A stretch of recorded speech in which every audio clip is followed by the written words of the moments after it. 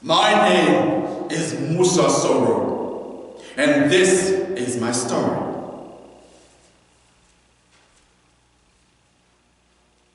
My name is Asha Soro, and this is my story.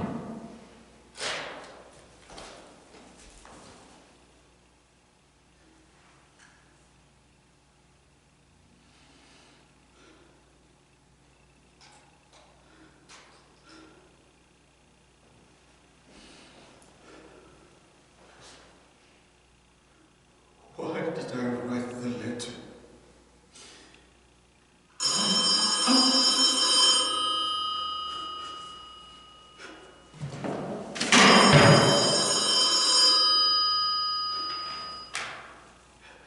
Hello? Brenda? Brenda, is that you? Oh, it's so good to hear your voice.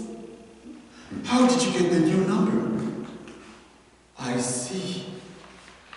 No, I'm glad Roger came to the diner. It feels like an eternity since I talked to you. How is everything? Oh, lovely. Your daughter is an angel. Rudy, he's okay. He's a good boy, and he loves his mom very much.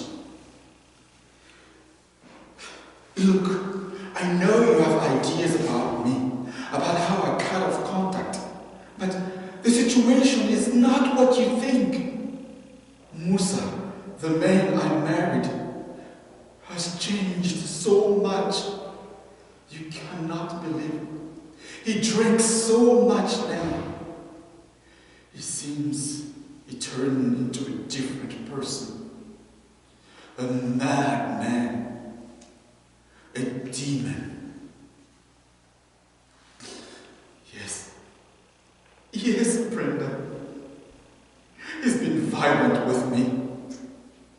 And I can vividly remember the first time he hit me.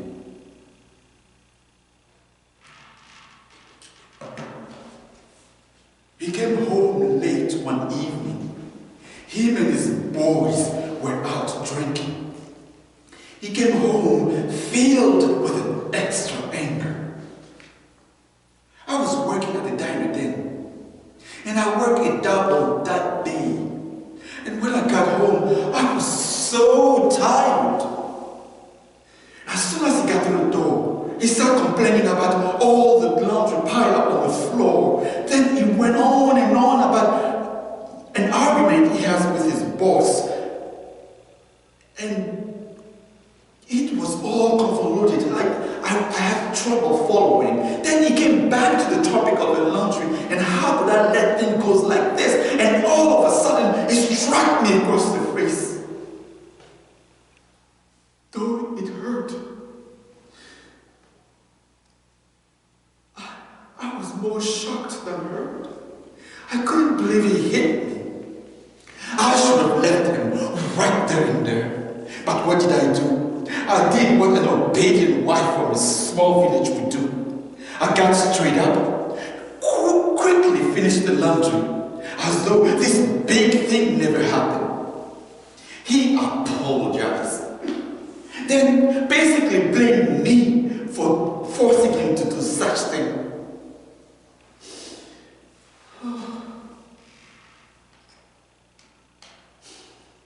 I'm so afraid all the time. Thank you, Brenda, for offering, but I cannot be a burden to you and me and little Rudy. Wait, if I remember something of your situation, unless things have changed, me and little Rudy moving with you will not help that. And you know that. What? Excuse me? It seems I like to be beaten. Brenda, do not tell me I like to be beaten. So you think it was always like this? No. Brenda, Musa was never like this before. He adored me then. I could do no wrong. He talked about the beauty of my eyes, the delicate feature of my face, the length of my neck, the curve of my body, the clarity of my skin. And what I like the most is when he talked about the depth of my intellect, the kindness of my heart, and the beauty of my soul. My ears marvel at these words. It's almost impossible to believe that the Musa of that time is the same of today. Brenda, it seems like Musa is getting worse. Yes. He came home drunk and angry. What's new, right? But Brenda, that day seemed worse.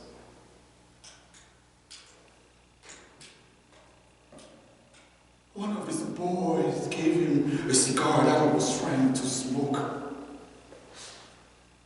He was so drunk, he could barely strike the match to light up the cigar. And all of a sudden, he got fixed on the fire from the match he was trying to strike. And he said, I am going to burn this house and kill all of you. Oh.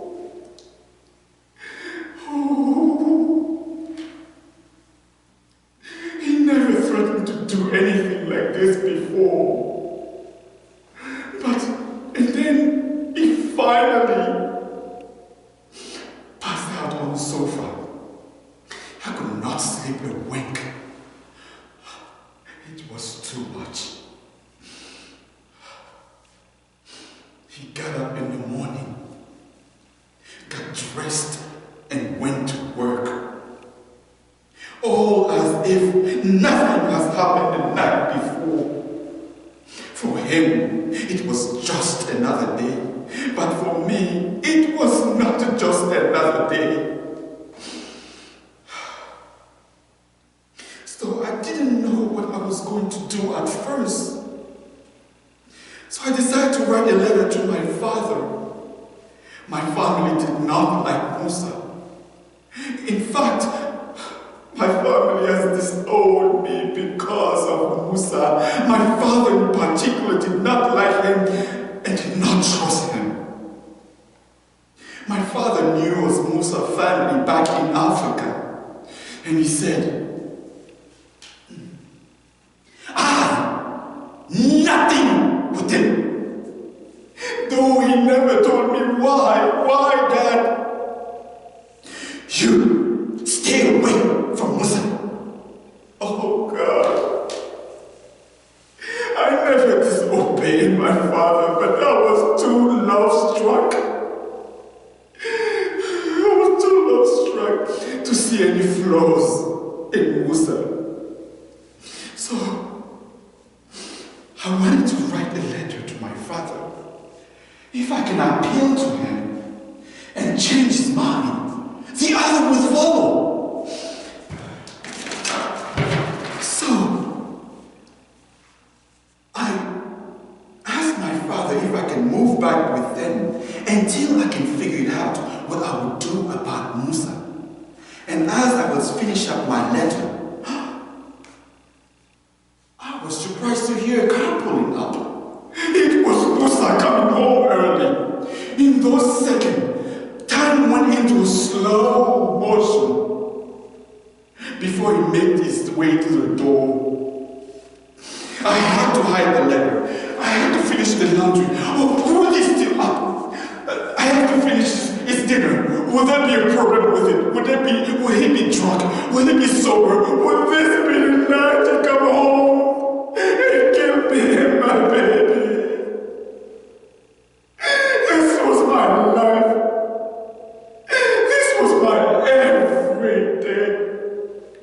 So I went to the door to see what fate will come for me.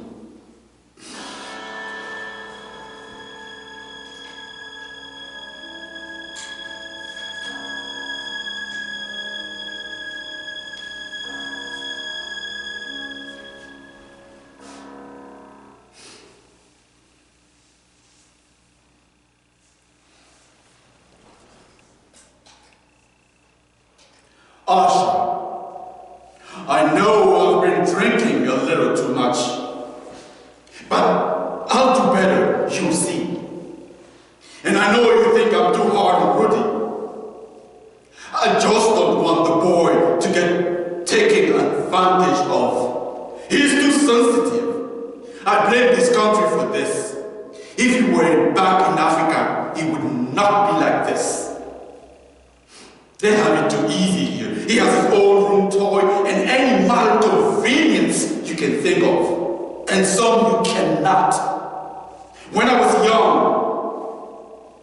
I had nothing. And my father,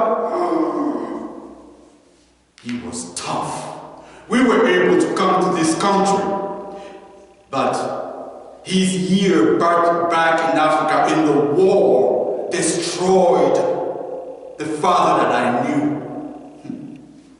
He came to this country a broken man. He was wild. And the way he treated us, when he was beating on my little brother Nari, I was thankful that he was not beating on me. I should have protected him. I was the older brother.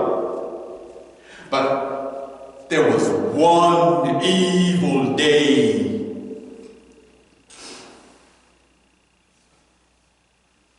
It was our first year in this country. The summer has just started, and we were out of school. Amari found the ball, and we were kicking it out of front of our apartment complex. Mom and Pop were at work, or so we thought. But in the distance, I could see Papa coming our way, a block away.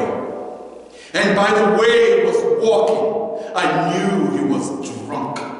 He never held a job since he's been to this country. And he said, "You boys gonna go with me so we can collect some cans." This was Papa's way of getting money when he was between jobs. Recycle cans and whatever, recycle them, and you can cash them for money. But we knew the drill. We knew how this is how it was. And all the time and effort to do this, no, there was no money to show. He kept all of it. But I don't know why Amari has to say, "But we were playing ball." Oh, I could not believe my ears. Why did Amari has to say such thing? Papa turned and said, "Get inside." And from the tone of those two words, I knew something was coming. So I dropped the ball right there in that spot, and we headed to the door of our apartment complex. As soon as we got through the door, I pleaded with Papa.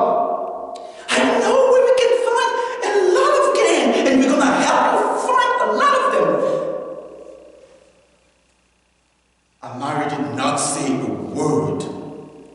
He was shaking and looking at Papa like he was in trance. And I said, "Papa, there is a place next to the farm that we can find a lot of cans. We better go now before somebody gets them." He turned his evil eyes to me and said, "If you know what is good for you, you will sit your dumbass down in that chair and shut and keep your fucking mouth shut."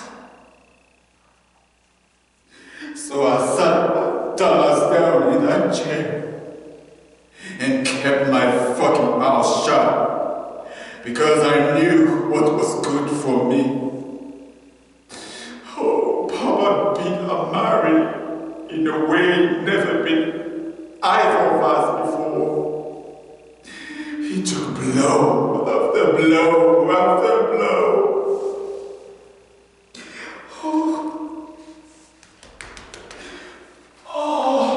I should have helped him. I was the older brother. That was long ago.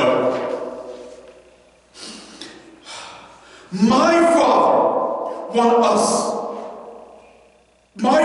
wants us to be strong in a word that is not gonna bring anything for an immigrant like me, but bring him grief. I guess my father did the best he could, and I guess I'm doing the best I can.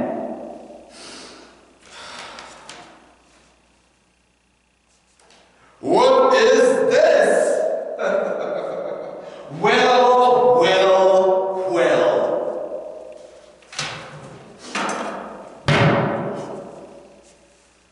Writing a letter to your daddy, huh?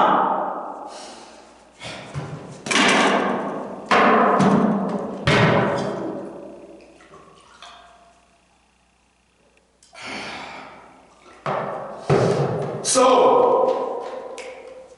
you want to move back with them until you can figure it out what you're going to do about me.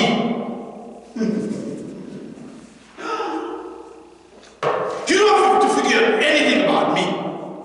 You and Rudy have a roof over your head, don't you? You don't work. You have clothes, food, the boy has toys. What more do you need? I see. You are a spoiled little bitch. You can write all the letter you want to your daddy, but you ain't taking my son. Go ahead and leave. You ain't taking my son.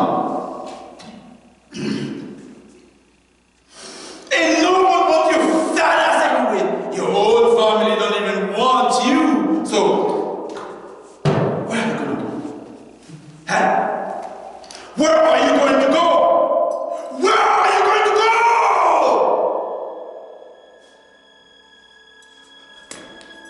I'm sorry.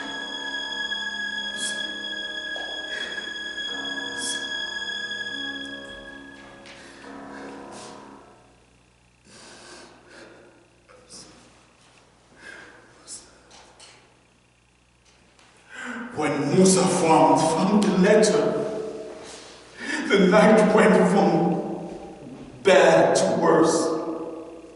He put his face inches against mine as he was yelling, cursing, and damning me.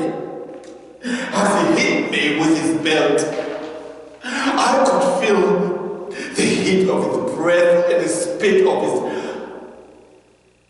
the spray of his spit on my face as he hit me and yelled at me. And in the midst of all that, what did I do? Nothing. But he wore me down and something inside me snapped and I slapped him. That slap gave him all the excuse he needed. I could see a greater fury covering his face. Musa hit me as though I was a man. He hit me so hard I flew across the floor. I next remember awakening and half naked in a pain that I've never felt before. He was on top of me. I tried to stop this violation, but I knew it was no use. He pressed hard a knife against my throat. So at this point, a calm came came over me. It was as though I came out of my body. And my mind took me to a place and time. A time when I was a little girl with my father and my dear mother. A time when I was smart, a time when I was courageous, a time when I would never imagine this life that was on top of me, destroying me, ruin me, drown me with sorrow.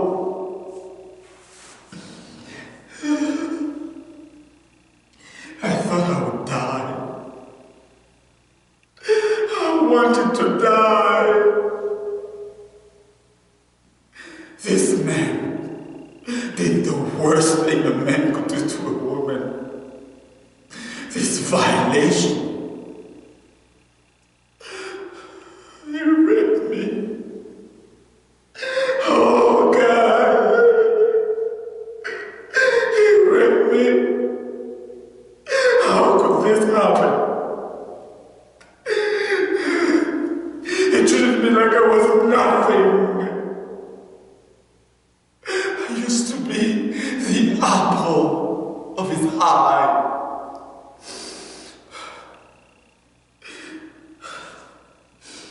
I didn't want to go on, but I have to go on.